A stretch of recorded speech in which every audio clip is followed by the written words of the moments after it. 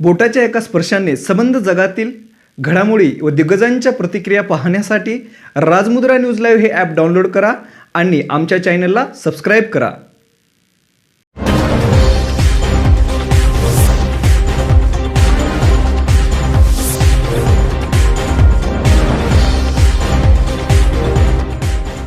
हा लोकांपर्यंत नीट विषय पोहोचवला. त्याच्यामुळे मला असं वाटतं की हा एक कलेक्टिव्ह एफर्ट होता आणि ज्याच्यातनं लोकांना जो त्रास दिवसभराचा होतो तो कमी होईल किंवा बंद होईल ही यातनं अपेक्षा आहे. हा विषय फक्त काही मशिदींवरच्या भोंग्यांचा आहे अशातला भाग नाही. मंदिरांवरती काही ठिकाणी आहेत तेही खाली आले पाहिजे. ज्याचा ज्याचा या गोष्टींचा लोकांना त्रास होतो मला असं वाटतं ती गोष्ट बंद झाली पाहिजे.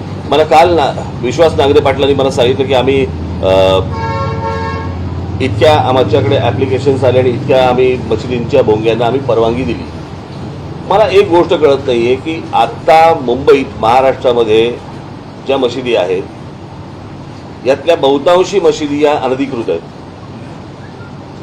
अनधिकृत मशिदींवरती लागलेले भोंगे हे अनधिकृत आहेत आणि त्यांना सरकार परवानगी देते अधिकृत.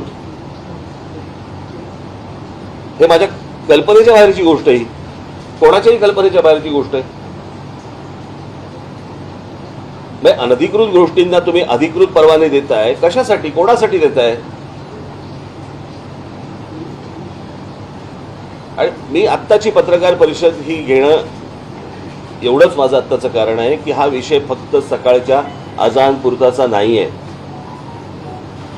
दिवसभर जी काही 4 ते 5 वेळा जी काही बांग दिली जाते, जी काही त्यांची प्रार्थना ते म्हणतात, जे लाऊडस्पीकरवरनं म्हणतात, ती जर परत जर त्यांनी दिली तर आमची लोक हनुमान चालीसा त्या त्या वेळेला वाजवणार म्हणजे वाजवणार.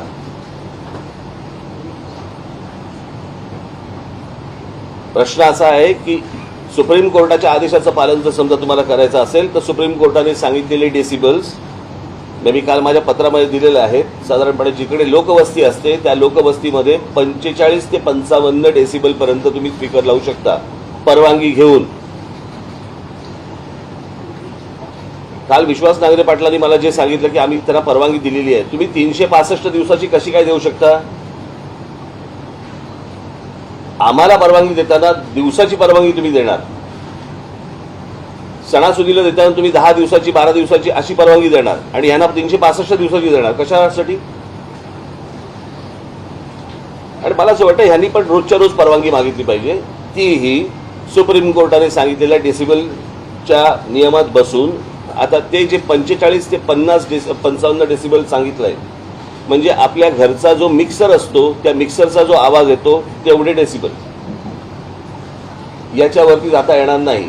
आता प्रश्न असा आहे, मी सांगितलं होतं की हे पहिले भोंगे खाली उतरवा. पोलिसांना काय एकच धंदा आहे का रोज सकाळी डेसिबल मोजत बसायचं? लोकांनी फक्त एवढीच गोष्ट करत बसायची का की यांचे डेसिबल जास्ती आहे का कमी आहे? तुम्हाला प्रार्थना म्हणायची आहे, तुम्हाला तुमच्या मशिदीमध्ये प्रार्थना म्हणायची आहे, म्हणा. तुम्हाला माईक लागतो कशाला आणि लाऊडस्पीकर लागतो कशाला? कोणाला ऐकवायचंय तुम्हाला? त्याच्यामुळे आमची जी मागणी आहे की ह्याच्यावरचे अनधिकृत हे भोंगे हे खाली उतरले गेले पाहिजेत, उतरवले गेले पाहिजेत. आणि जोपर्यंत हे उतरवले जाणार नाहीत तोपर्यंत आमचं आंदोलन चालू राहणार. हा विषय आंदोलनाचा एक दिवसाचा विषय नाही आहे, हा कायमचा विषय आहे. जोपर्यंत ह्याचा निर्णय लागत नाही तोपर्यंत हे असंच चालू राहणार. आम्ही जे सांगतोय जे सरकार सांगते आम्ही सुप्रीम कोर्टाच्या आदेशाचं पालन करतोय. मग जर करायचं असेल तर पूर्ण करा. यांना जर वाटत असेल की आमचं आज झालंय सगळीकडे बँडो ठिकाणी काही काय अजान झाली नाही म्हणून आम्ही काहीतरी खुश होऊ वगैरे, अजिबात होणार नाही. हे दिवसभरामधल्या ज्या काही बांगा दिल्या जातात त्या देखील त्याच डेसिबलमध्ये लागल्या पाहिजे. त्याच्यापेक्षा जर जास्ती लागल्या गेल्या हनुमान चालीसा चालू राहणार.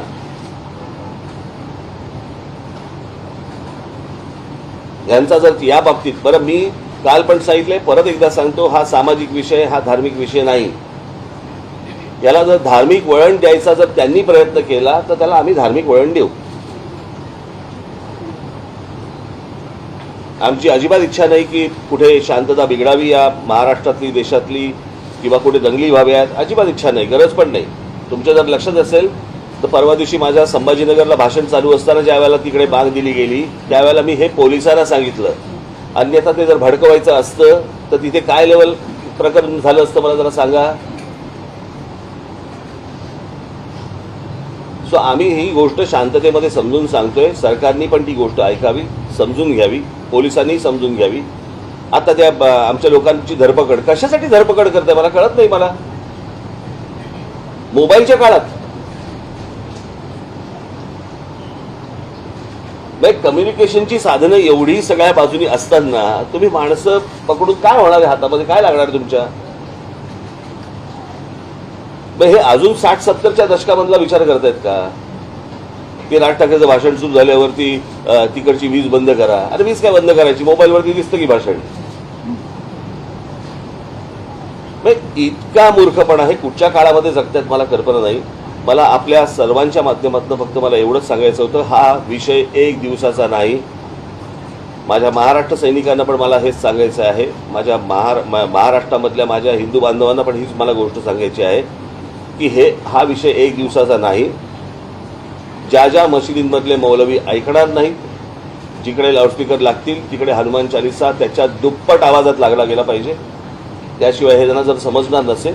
आणि मी पोलिसांच्या कारवाईची मी अपेक्षा करतोय की या 135 मशिदींवरती मुंबईतल्या खास करून महाराष्ट्रातले तिकडचे जे काही कमिशनर असतील ते बघतील, पण मुंबईचे पोलीस कमिशनर, मुंबईचे पोलीस हे या 135 मशिदींवरती काय कारवाई करणार आहेत आणि करणार आहेत की नाही करणार आहेत ते एकदा समजू देत.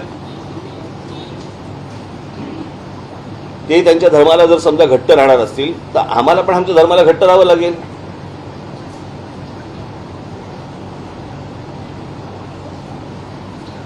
याचा पोलिसांनी विचार करावा, सरकारने विचार करावा.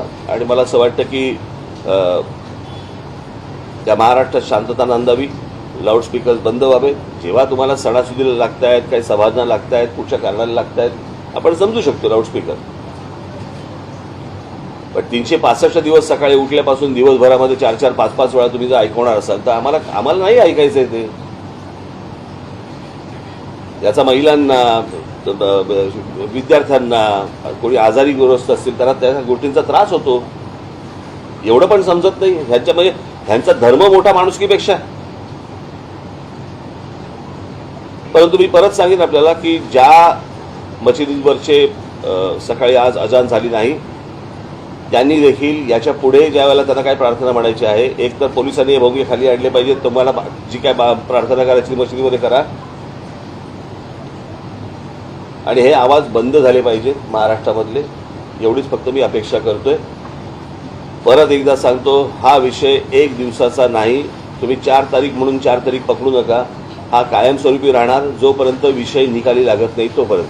सर, एक प्रकारे तुम्ही हे आंदोलन जे आहे ते तीव्र करताय. म्हणजे एक प्रकारे जोपर्यंत हा मुद्दा सुटत नाही तोपर्यंत तुम्ही हे आंदोलन तीव्र करताय. यामुळे समाज स्वास्थ्य किंवा कायदा सुव्यवस्थेची परिस्थिती याचा विचार त्यांनी करायचा आहे, मी नाही करायचा आहे ना.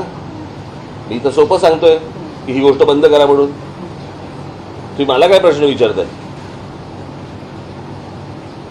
असा एक आरोप केला जातो. प्रश्न आरोप करण्यापेक्षा त्यांना सांगा ना की ही गोष्ट बंद करा. कोणी प्रार्थना तुमची काय धर्माची असेल ती म्हणू नका. हे मी सांगतोय का? मी हे बोलतोय का? नाही. ते म्हणा, तुमच्या मशिदीत म्हणा, तुमच्या घरात म्हणा. खरं तर धर्म हा तुमच्या घरामध्ये असला पाहिजे. देवळामध्ये जातो आपण, नमस्कार करतो, परत येतो. आपण या तिकडे प्रत्येक जण जो जातो तो काय आरती करत बसत नाही. मला असं वाटतं मी तुम्हाला एक बाहेर निरोप दिला होता ना. मी तुम्हाला मगाशी निरोप दिला होता की मला जे बोलायचंय मी आपल्यासमोर येऊन मांडीन.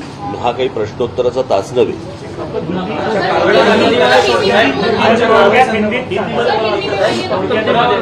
मैंने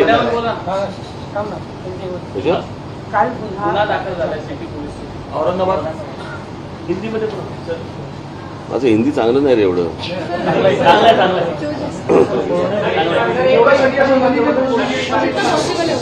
हमारे कार्यकर्ता का धरपकड़े जो चल रहा है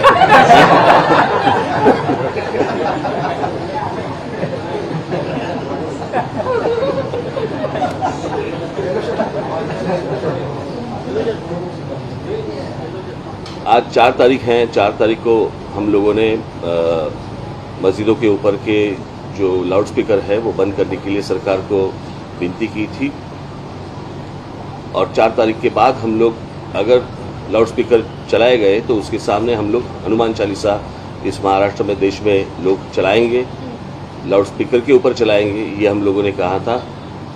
उसके हिसाब से अगर महाराष्ट्र में आज का मुझे जो समझ आया है, जो सुबह मुझे बताया गया, उसके हिसाब से कुछ 1400 या 1500 कुछ मस्जिदें हैं, और उसके ऊपर से 135 मस्जिदों के ऊपर सुबह 5 बजे के पहले जो सुप्रीम कोर्ट ने जो बताया वो नियम तोड़कर 135 मस्जिदों के ऊपर सुबह अजान लगाई गई लाउडस्पीकर के ऊपर। मैं पूछ रहा हूं महाराष्ट्र की पुलिस को, इन 135 मस्जिदों के ऊपर आप कौन सी कार्रवाई करने वाले हैं? आप हमारे कार्यकर्ताओं को पकड़ रहे हैं और इनके ऊपर कौन सी कार्रवाई कर रहे हैं? आपको मैं बता दूं कि ये एक दिन का आंदोलन नहीं है, ये जारी रहेगा, और इसके बाद भी जहां जहां पे ये जो सुप्रीम कोर्ट ने डेसिबल का जो नियम बताया है, मैंने आपको बताया कि सुप्रीम कोर्ट ने जो बताया है कि 45 से 55 तक डेसिबल होना चाहिए लाउडस्पीकर का, 45 से 55 डेसिबल का लाउडस्पीकर होना चाहिए। इसका मतलब है हमारे घर में हम लोग जो मिक्सर लगाते हैं, ग्राइंडर मिक्सर जो लगाते हैं, उसका जो आवाज़ रहता है उतना आवाज़, अगर इसके आगे जाएंगे तो उनके ऊपर कार्रवाई होनी चाहिए। ये सुप्रीम कोर्ट ने कहा है, मैं देख रहा हूँ कि कार्रवाई हो रही है या नहीं हो रही है, होगी या नहीं होगी, या सिर्फ हमारे ऊपर होगी। हम इस देश में, महाराष्ट्र में शांतता चाहते हैं, कोई दंगा फसाद नहीं चाहते। हम सिर्फ चाहते हैं कि जैसे मस्जिदों के ऊपर है, अगर इलीगली अगर मंदिरों के ऊपर भी होगा वो भी निकालो आप। ये विषय सामाजिक है, ये धार्मिक विषय नहीं है, ये पहले समझ लो आप। और उसके हिसाब से मुझे लगता है किसी भी सरकार को इस देश में, किसी भी राज्य सरकार को या वहाँ की पुलिस को इस तरह की एक्शन उनको लेनी चाहिए। अगर आप सुप्रीम कोर्ट का अगर आप कंटेम्प्ट ऑफ कोर्ट कर रहे हो तो सुप्रीम कोर्ट इसके आगे क्या करने वाली है ये भी मुझे देखना है। कि एक बार फैसला सुना देती है आप, और फैसला सुनाने के बाद अगर नीचे जो सरकारें हैं वो उसका इम्प्लीमेंटेशन अगर नहीं कर रहे हैं तो फिर फायदा क्या है सुप्रीम कोर्ट का? सुप्रीम कोर्ट का डिसीजन है, डिसीजन के बाद अगर सरकारें नहीं मानती तो क्या करेंगे आगे?